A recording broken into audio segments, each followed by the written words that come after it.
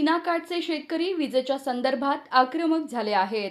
नदीकाठी 8 तास वीज पुरवठा मिळावा, अन्यथा आम्हाला कर्नाटकमध्ये जाण्याची परवानगी द्यावी, अशी मागणी शेतकऱ्यांनी केली आहे।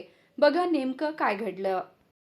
भेट घेतली काय नेमकं कारण आहे सांगा, काय नेमकी भेट घेतली? थोडक्यात साहेब, आपलं सीमा भागात सीना भीमा नदीकाठी दीड महिन्यापासून फक्त 2 तास लाईन आहेत।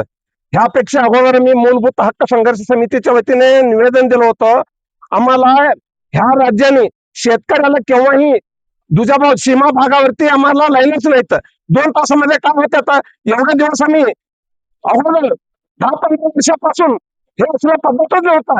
2-3 वर्ष नदीला पाणी नसेल तरी आम्ही नदीमध्ये विहीर खोलून आम्ही जोपासना केल्यात। फक्त पाणी त्या सरकारने ह्या नदीमध्ये प्यायला पाणी म्हणून रोखून ठेवलं। नदीमध्ये असलेलं पाणी आता प्यायला एकच का बघायला पाहिजे। माशा मरू लागल्यात। हे पिण्यासाठी ठेवलेत का लोक मिळण्यासाठी ठेवलेत हे आम्हाला कळलं झालं। हे शेतकरी वर्ग कुठं जायला पाहिजे? प्रत्यक्षात आम्हाला कोणत्याही परिस्थितीत आपलं उजनीचं पाणी तिकडचे कर्नाटकवाले 10-15 तास 16 तास चालतात। तिथं कर्नाटकमध्ये 3 फेजवर 8 तास आणि 2 फेजवर 6 तास असं 14 तास पाणी मोठं चालतात। आपल्याकडे प्रत्यक्षात आपलं पाणी असून आम्हाला 2 तास पाणी।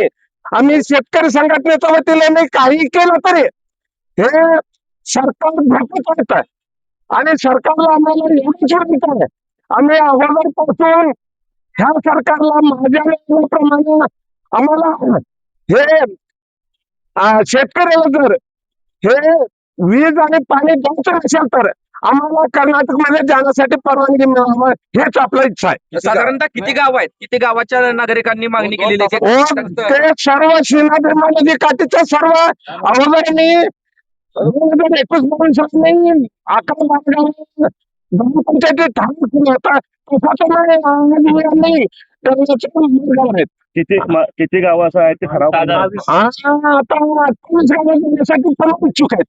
कोणत्याही परिस्थितीत आम्हाला मूलभूत सुविधा द्यायला पाहिजे। आम्हाला शेतकऱ्याला न्याय द्यायला पाहिजे। पाणी नसेल तर वीज नसेल तर पाणी घातलेला ऊसाचा नाही। हे का सरकार का झोपेत काम करत? त्यासाठी आम्हाला मूलभूत सुविधा शेतकऱ्याला। तुम्ही आमदाराला भेटून हे प्रश्न मांडण्याचा प्रयत्न केला का नाही? कोण आमदार खाली घ्या आता सचिन दादा कल्याण शेट्टी आहेत, कोणी फिरकायला तयार नाही। तर मी मीडियावाल्यांनी सोशल मीडियावर दिलो काय कोणाला शेतकऱ्यांचं वाणीच केलं नाही। पालकमंत्री आता काय पालकमंत्री हसले तर काय करायचं त्याला? म्हणजे आपलं शेतकऱ्यांचं निवेदन बघून त्याला हसू वाटतं। म्हणजे हे पालकमंत्री आहे का काय आहे मला माहित नाही। म्हणजे आपलं शेतकऱ्यांचं थट्टा मस्करी करतात का काय आम्हाला असं वाटू लागलं। तर शेतकऱ्यांचं निवेदन मागा, शेतकऱ्यांचं ह्याच्यामध्ये त्यांचं लक्ष नाही, फक्त शेतकऱ्यांचं थट्टा मस्करी करण्यामध्ये ज्या अपेक्षा तुम्ही सरकारकडे मागितल्या आहेत किंवा पालकमंत्र्यांना त्याचं निवेदन दिलेलं आहे, त्या अपेक्षा कर्नाटक राज्य पूर्ण करेल असं वाटतंय? शेत कर्नाटकमध्ये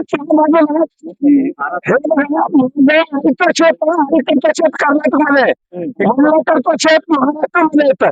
तिथं माझा ऑलरेडी 14 तास मोटर चालू आहे, इथं 2 तास चालू आहे। ओके.